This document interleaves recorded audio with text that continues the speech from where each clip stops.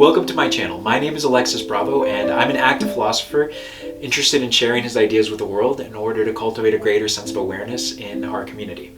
In this video, we will discuss the power of the unconscious mind. Popularized by both Freud and Jung in the early 20th century, the unconscious mind and its influence over our behaviors has become a staple of popular psychology. The concept has received worldwide attention in religious and spiritual circles, especially that of the New Age movement. However, they weren't the first ones to discover it. We can't talk about the unconscious mind without first talking about the mind. The mind is a construct that arranges our unique impressions of the world into a coherent worldview. The mind allows us to discern between different types of information and choose the most relevant information to form our worldview. The mind provides us with the capacity of governance, self-governance, and perhaps even governance over others should we be placed in a leadership position. Of course, this capacity to pick and choose what matters to us is only possible if we're fully aware of what we're doing. When we're unaware of what we're doing, when we're unconscious, we're still doing the same things we did when we were aware. The unconscious mind is just processing them instead. The idea is that the unconscious mind runs on autopilot. It selects all the information we've tended to select through our conscious experience of the world and reinforces it. This can be problematic if we've made terrible life choices in our waking life. Take, for example, a person that works in a stressful environment and eats compulsively when they're stressed. As a result, the person becomes severely overweight. Their unconscious mind links the sensation of stress to the act of consuming food. When they can make a different decision, they're less likely to do it because their behavior has been reinforced by automatic processes occurring within them. As Freud famously proposed, the associations of the unconscious mind can be responsible for our behaviors. At the same time, the unconscious mind can be a powerful tool for self-actualization or even liberation. By aligning our actions with our worldview, we slowly but surely build our influence over the unconscious mind and gain control over our unconscious tendencies, obtaining the power to change them at will. Buddhist monks train for years to develop their mental abilities to do this, as do yogis. In fact, Eastern philosophy and spirituality are heavily focused on developing the mind to shine in the darkest corner of our being, illuminating the unconscious and bringing it up to the status of consciousness or superconsciousness, thus bridging the gap between the mundane and the divine. We know this capacity as our capacity for enlightenment. Enlightenment, however, is a topic for another time.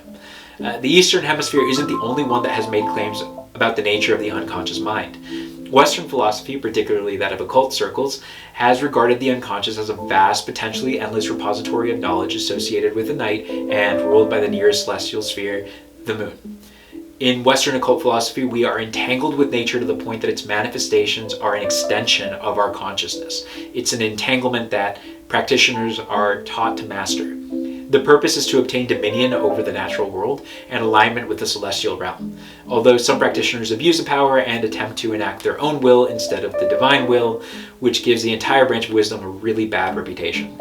The West was also responsible for Freud and Jung's work on the unconscious, allowing psychologists to examine the concept. For Freud, the unconscious was more than all these memories we had just forgotten. It inhabited a timeless place exempt from contradiction. It was based on a pleasure principle and guided by instinct. Freud focused on the dynamics of the unconscious and attempted to correlate people's behaviors to their unconscious drives. Personally, I think his cocaine addiction played a significant role in his philosophy. For Jung, there was a personal unconscious and a collective unconscious. The collective unconscious is a repository of all the information that belonged to our species, stored in the form of archetypes. New Age scientists like Dr. Joe Dispenza, for example, believe the unconscious is a zero-point field that is as expansive as the universe. Hell, it is the universe.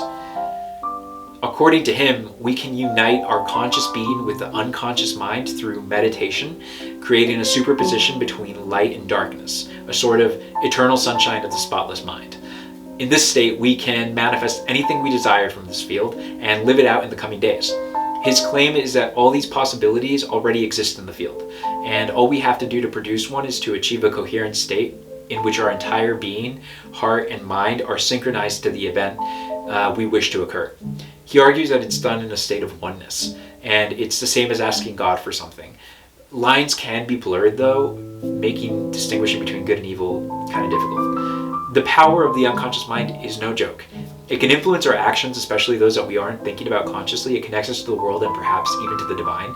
It also allows us to obtain whatever we desire by manifesting it into our lives. The unconscious mind is rad. If you enjoyed the content, please don't forget to like, share, and subscribe. Thanks for watching.